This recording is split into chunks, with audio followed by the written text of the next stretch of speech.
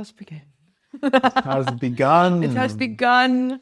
Okay, great. I'm excited. Okay, so hello everybody and welcome to the Trust Life podcast. I'm Richard and this is Tiana. And today we are going to do an intro episode where we share a bit more about ourselves and also learn a bit more about each other because we've only met each other once before today, but the energy's aligned and we just knew we had to do this. So I'm excited to learn more about you, Tiana. Me too. And yeah, let's get into it. Yeah. Okay. Cool.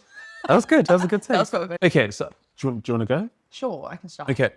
Well, maybe we can start with how we decided to do this. Yes. Or like why we decided to do Why we this. decided to do this. Yeah. Yeah. So again, Richard and we're currently in the beautiful Cape Town. Yeah, it's literally just started pouring. It started pouring, but it still looks amazing. Yeah, it does. And I have been coming to Cape Town for 3 years now. I spend about 3 to 6 months every year. This year I'm doing 6 months. And I have really found my spiritual depth here in Cape Town. I feel so connected to myself and to my life when I'm here.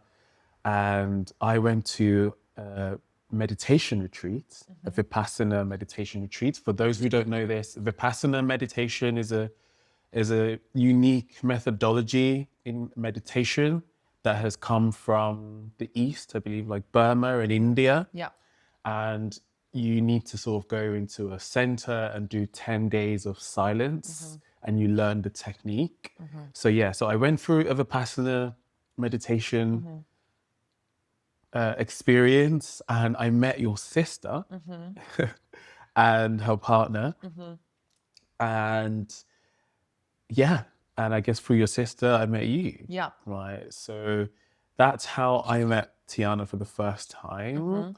And then personally, I am 35. I own my own business in tech. I'm very much all things connectedness. I don't want to throw the word spirituality around because I feel like it's overused these days, but I'm just very connected to my life. I'm very centered. I feel very at home in myself and in my life. And it's such a beautiful feeling that I haven't always had. And I definitely am now called to share that with the world. Right. So that's just a quick surface intro. Obviously, as you continue to listen to us, you get to learn more about our life experiences because we're going to be sharing them through stories and you're going to hear all about them. Yeah. But yeah, in a nutshell, I'm just a guy in Cape Town that's enjoying life and finding and discovering more about myself through my life experiences. Yeah. That was such a good intro capsule. Yeah? I love it. Yeah. Okay, go for it. Now we're going to learn about Tiana. Okay, so I'm 26. Okay. After 2 and a bit years of traveling, I have now landed back home in South Africa, in Cape Town. And yeah, I guess I've just been exploring what it means to have stability and all the juiciness that comes with that. Yes. In myself, in life, in how things have also unfolded. I think it's always clear when that alignment is in place, when things just start to flow. Yes. So I think I'm definitely feeling that same thing since being back here. Yeah. And yeah, I guess I'm also feeling quite called to share and put things and put more stuff out there. Yes. Okay, so let's ask some hard-hitting questions. Okay. Yeah. What was your moment Yeah. that woke you up? Wow. Okay. Because we all have an event that happened to us that was like the seed of awakening. Yes. Actually, would you consider yourself awoken? Awakening. Yes. I'd say. Awakening. Yeah. Yes. Yeah. So what would you say was the moment where you were like, whoa? Yeah. It's weird because there wasn't actually a moment.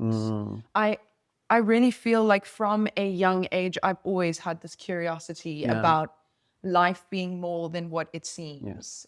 And I'm very lucky to come from a family of people that are more open-minded. And there has been little figures where I'm like, that's interesting. Or, so it's kind of been an ongoing journey. But if I had to say the real momentum, my first heartbreak. Yes. And then right after that, moving to Cape Town, and I'm from Joburg, Yeah. so I didn't know anybody here. Yeah. So lots of like big changes and shifts. Yeah.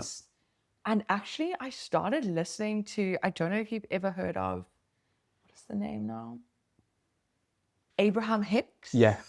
I love Abraham Hicks. That's like, that was like, Yeah. yeah. It's the gateway. It's the gateway drug. I listened to that every single day, like on my way to university, Yeah. like in the bus, and Yeah.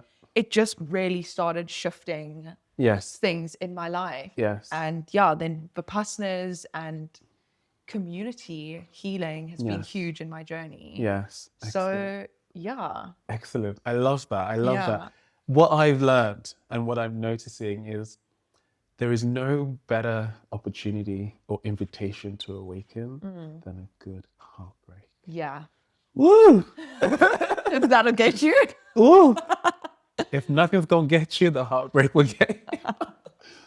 It's such a beautiful invitation to look at yourself if you choose to use it as that. Yeah.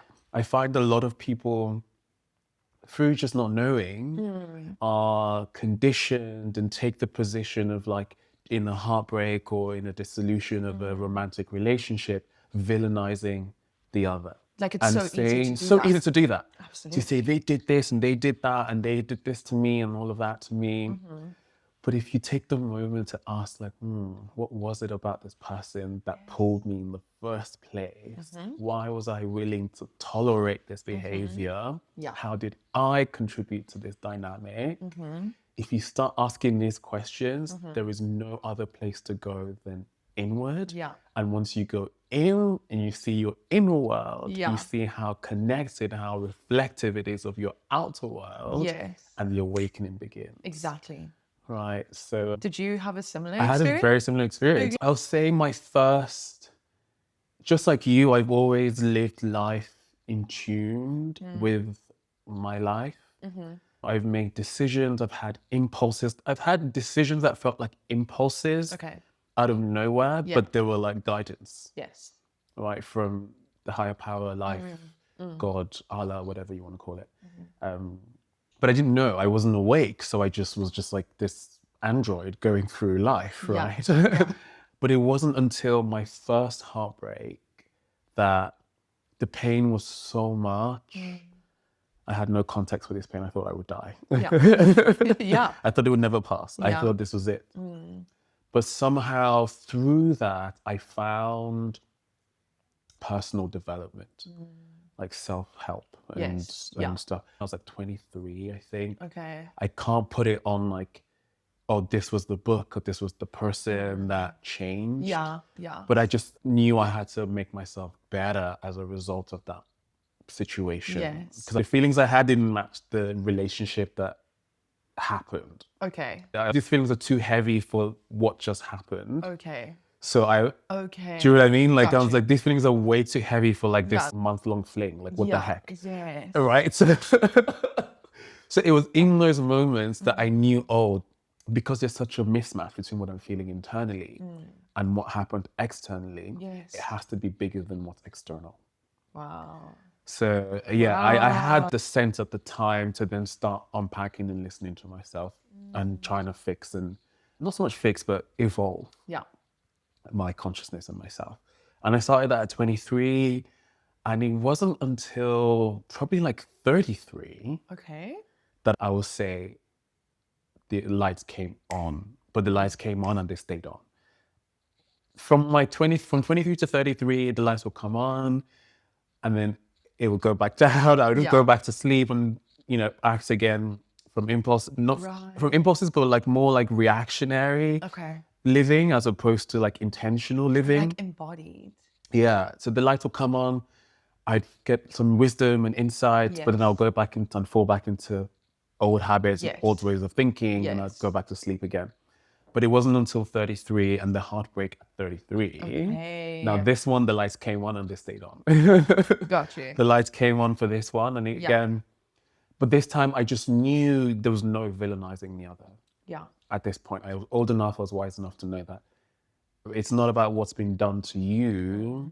They're just a reflection of your inner world. Yeah. And I was so lucky at the time that I actually had a therapist Mm-hmm. that said, she didn't even have to say much. She just said to me, I told her, oh, I've ended this relationship. It's not working. Yeah. And she says, now in this space, you will attract better.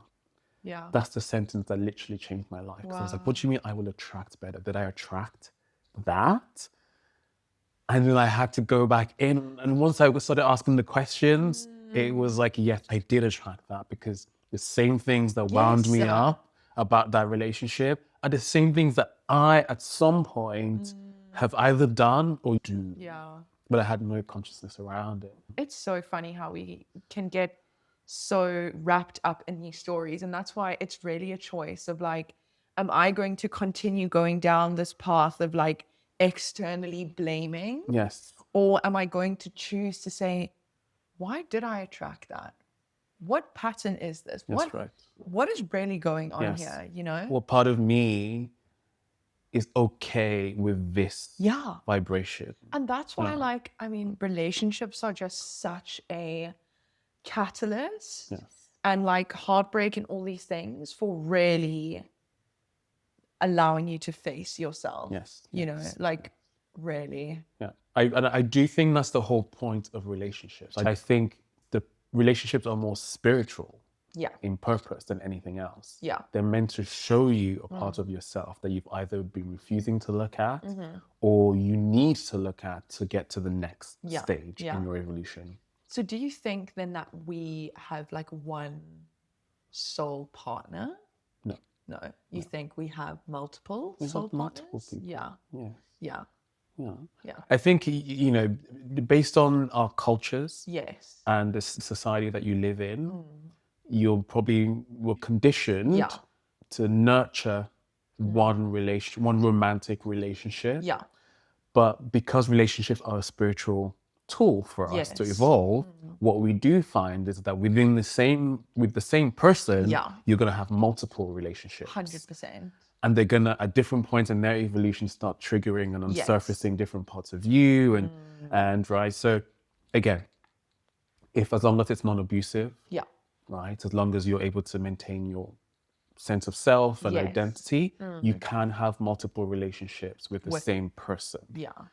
But if it's not working with the same person, it's going to be someone else that life is going to bring you away to teach you and get you to the next point. So you can have multiple soul partners. Yeah. Yeah. Yeah. I think that's true. Yeah. So So yes. we've kind of gone on a bit of a tangent. But it's a great tangent No, it is a because great we're getting to know each other and we know this. It would be cool if we could bring in like tangents, but maybe no. Trust life. No, but trust life, that's just the thing. Our lives Trust are... life and its tangents. Yes, our lives are specific to us. Yeah.